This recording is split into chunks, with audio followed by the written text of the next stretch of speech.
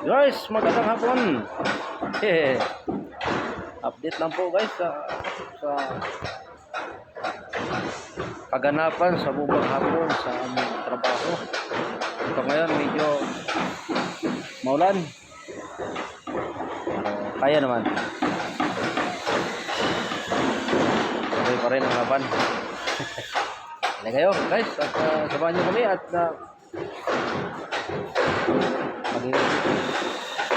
mag-iikot ng tayo area para kita nyo yung aming update dito sa aming gawa ngayon sa aming project. At ito medyo nakataas na po yung floor.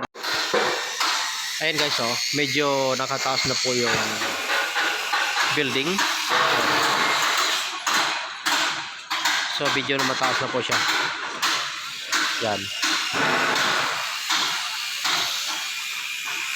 Yan po yung aking mga boss guys, Kung mapapansin mo, marami na po yan, mga break time, kasi tinaan ko lang ng break time para walang masyadong maingay.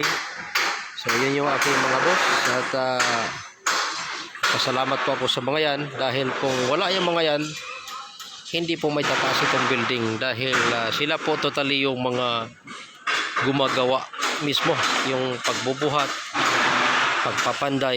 Kaya salamat mga boss. Ay, mga boss kong yan, ang dami break time kasi yan. So ayan, may mga ilan dito nag street time dahil kailangan na po sa area yung kanilang tinatapos. So ito yung aming bubuhusan ngayon. So guys, kung makikita po ninyo, kompleto na po, merong mga abang na PVC. Yan. Yan, mga PVC sa electrical po yan guys. Yung mga kulay orange na yan, yan po yung mga abang sa mga electrical. Yan, dito naman ito, kung makikita natin, marami po mga abang na mga PVC din. Mga stub out po yan, mga abang po yan sa CR. Yan, stub out ang tawagin yan.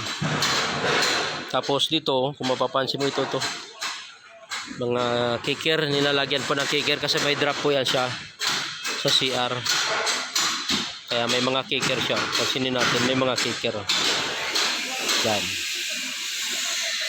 Dito naman, ayan, may mga blackout. Yan naman ay para sa mga 5Gs. Ito, sa mga 5Gs po yan, ito mga blackout.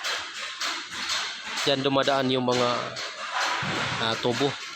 Ayan. Dito naman guys, kung mapapansin mo, meron po dito yung kulay red na tubo, DI. Abang po yan. Yan po yung para sa mga fire protection. Yan, dyan itatagos yung mga para sa fire protection. Sleeve po kung tawagin yan. Ito naman mga vertical, yung mga katulad nito, yan yung mga stub out.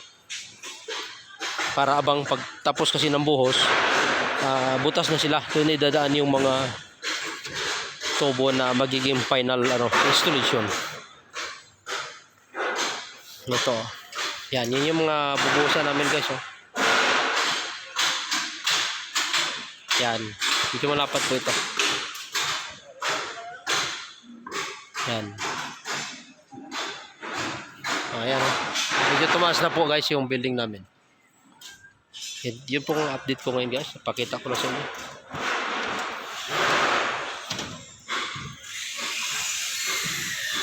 Ito, kung makikita po natin, maraming mga vertical na mga bakal. Ayun. Yan po yung abang sa mga CHB, dowels kung tawagin. Tapos dito naman, ito balcony. Yan, maganda po ito guys. Ito pag nakakuha po kayo sa unit na ito, maganda ito kasi maliban nga may balcony dito sa areang ito, ang tanawin mo naman kapag dito kasi areang ito, napakaganda. Nakatanaw po kayo dito sa ayan mga puno, marami po mga puno. Ayan nakadungaw po totally kayo dito sa areang ito. Kaya napakaganda pa po sa mga tao na makakakuha po sa areang ito.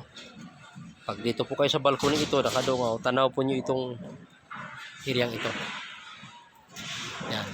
Kasi mataas po itong lugar na ito. Yan. Yun. Malawak po itong bubusan namin guys, nasa mga kulang-kulang 100 cubic. Yun. So ganito po kabilis ang trabaho po namin dito guys. Ito, habang binubuhusan itong habang bubuhusan itong area ito, preparasyon, tapos na, katatapos na po na inspection ng QC, mayroon namang piniprepare itong kabilang ito. Ayan o, nakapaglatag na naman para naman sa nailatag na po itong formworks para naman makapaglatag naman po ng rebars ng pagdakumpleto.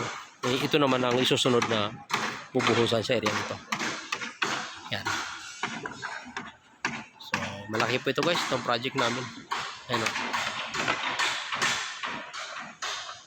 So yun, ganun na naman sa trabaho guys.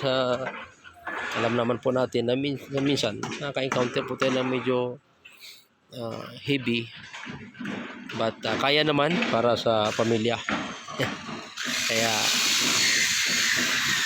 trabaho lang. Kailangan eh. So yun na naman guys, sana wag po kayo magsawa sa aking YouTube channel na manood, at